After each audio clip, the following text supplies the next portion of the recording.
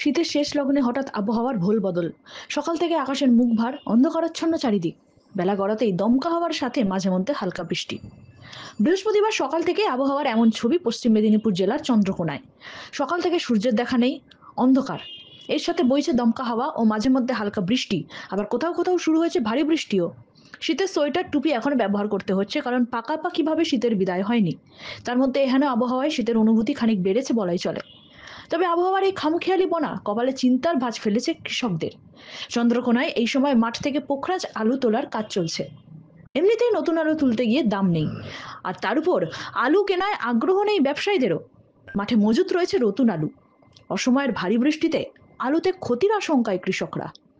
পশ্চিম মেদিনীপুর থেকে নিজস্ব প্রতিনিধির রিপোর্ট, এএনএম নিউজ। আরও খবরের আপডেট পেতে সাবস্ক্রাইব করুন আমাদের ইউটিউব চ্যানেলটি আর বেল আইকনে ক্লিক করুন নোটিফিকেশনস পেতে।